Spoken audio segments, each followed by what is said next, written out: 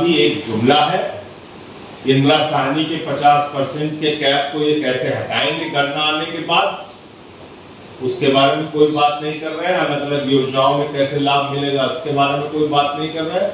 तो जाति जनगणना भी एक जुमला मात्र है। ये मुझे अपनी बात कहनी थी। आपको कोई प्रश्न का घुस के मारेंगे, छोड़ेंगे नहीं। पीओके हमारा है, हमने कहा पीओके वापस लो, पीओके हमारा है।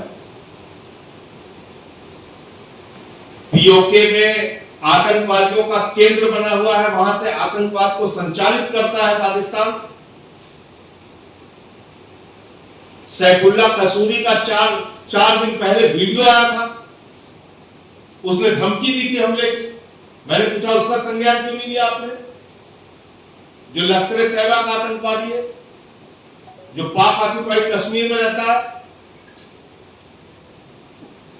तो मैं भारत की सरकार से कहना चाहता हूं, और हम सब लोग एक ही मांग कर रहे हैं, पूरा देश आतंकवादियों के खिलाफ कार्रवाई चाहता है, पाकिस्तानियों के खिलाफ कार्रवाई चाहता है। और इस बार सिर्फ मार के बताना, पीओके अपने कब्जे में लो, पीओके वापस लो।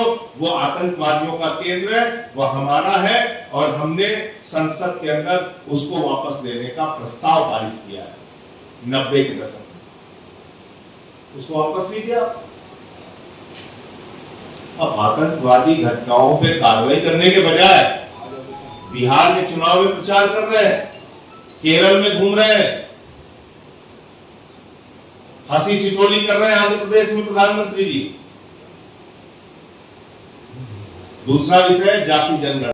पूरा देश पहलगाम के आतंकवादियों के खिलाफ कार्रवाई की प्रतीक्षा कर रहा था।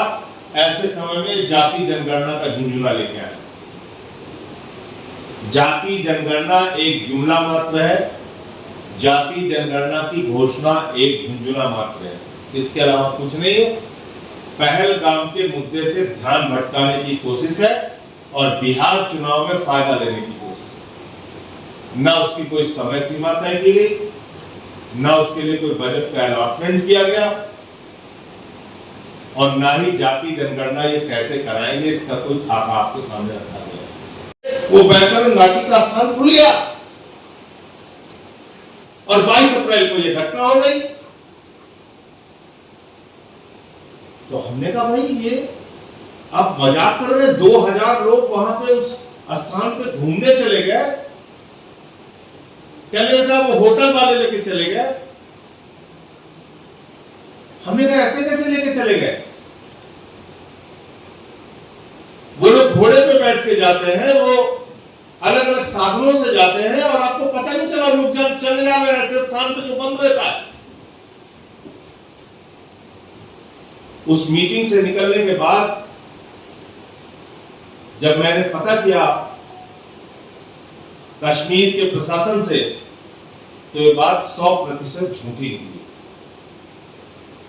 मुझे हैरानी है कि भारत की सरकार ने सर्वदलीय बैठक में झूठ बोला, सफेद झूठ बोला। वह स्थान 20 अप्रैल से नहीं, वह स्थान काफी लंबे समय से खुला हुआ और वहां पे सुरक्षा का इंतजाम नहीं था। सरकार अपनी खामियों को छुपाने के लिए सर्वदलीय बैठक में झूठ बोल रही थी कि 20 अप्रैल को स्थान खुला था।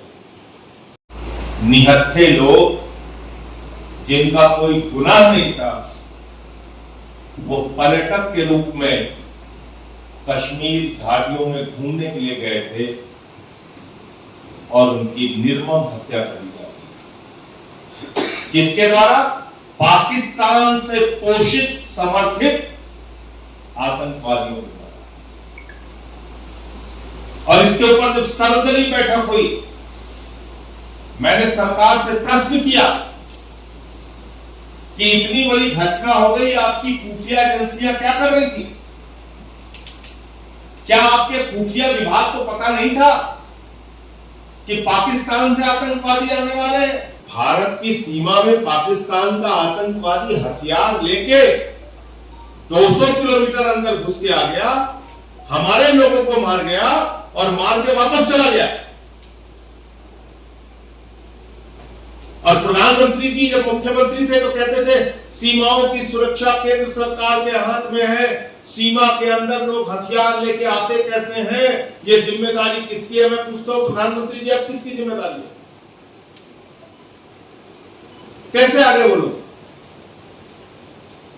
उस मीटिंग में हम लोगों को जानकारी दी गई सर्वदलीय बैठक में कि साहब वो तो स्थान बंद रहता है, अति संवेदनशील है वैशाली घाटी, उसको हम बंद रखते हैं, खाली अमरनाथ यात्रा के दौरान खोलते हैं।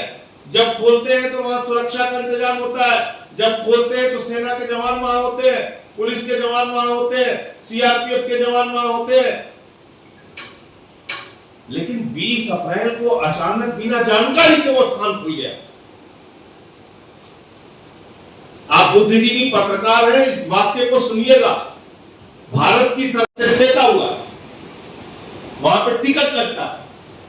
आपके भी जानने वाले लोग होंगे तो पता कीजिएगा, जो कई महीने पहले भी गए होंगे तो टिकट लेके उस स्थान को घूम के आए। तो मोदी सरकार पाकिस्तान के आतंकवादियों के खिलाफ कार्रवाई करने के बजाय सर्वदलीय बैठक में सभी दलों के नेताओं के सामने झूठ बोल रही है। ये बेशर्मी की इंतहा है, नंबर 1। नंबर 2, सबसे बड़ा मुद्दा आज की तारीख में यूपी में अगर कुछ है तो बेरोजगारी। जिस जगह हम लोग बैठे हुए हैं, यहाँ पे नौजवानों ने लाठियां उठाई अपने रोजगार के सवाल को लेकर। जिस जगह पे हम लोग बैठे हुए हैं, इस प्रयागराज में, उससे दुनिया में ख्याति पाने वाले लोग हैं। सिर्फ हिंदुस्तान में नहीं, बड़े बड़े इंजीनियर निकले, डॉक्टर निकले, देश के प्रधानमंत्री निकले। तक 8 प्रांतों में 2 दिवसीय कार्यकर्ता प्रशिक्षण शिविर रखा जाएगा। पहले दिन कार्यकर्ता सम्मेलन होगा और दूसरे दिन कार्यकर्ताओं का संकल्प शिविर होगा। अगस्त महीने तक सभी जिलों में सम्मेलन होगा और सभी प्रकोष्ठों का, जो हमारे 13 प्रकोष्ठ हैं, सभी प्रकोष्ठों के अध्यक्ष और महासचिव, पूरे प्रदेश के जिलाध्यक्षों और 403 विधानसभाओं में संगठन बनाने के लिए तैयार किए। एक व्यक्ति के जिम्मे 4 विधानसभाओं में, विधानसभा स्तर पे, ब्लॉक स्तर पे, ग्राम स्तर पे जिम्मेदारी। दूसरा, इस शिविर में तय किया गया है कि उत्तर प्रदेश के 8 प्रांतों में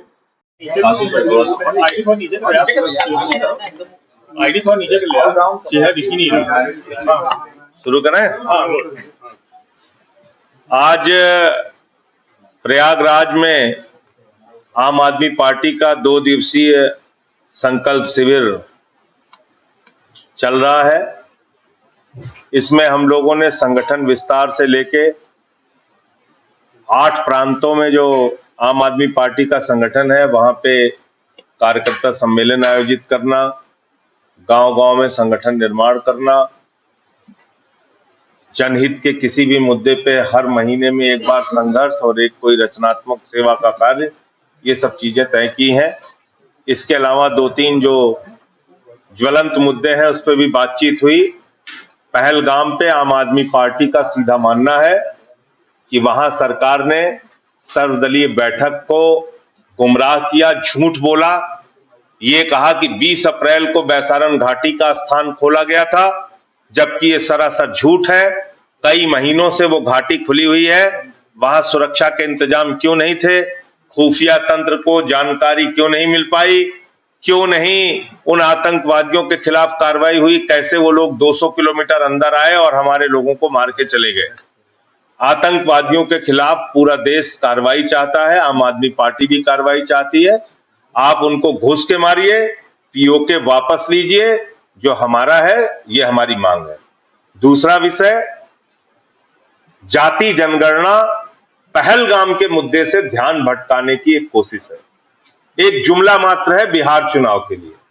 ना तो इसमें कोई टाइमलाइन फिक्स की गई है, ना कोई बजट का अलॉटमेंट किया गया है, ना ही ये बताया गया है कि इंदिरा सारणी जजमेंट के 50% आरक्षण पर जबकि जो सीमा तय की गई है उसके आगे उसको बढ़ाने के लिए सरकार क्या करेगी।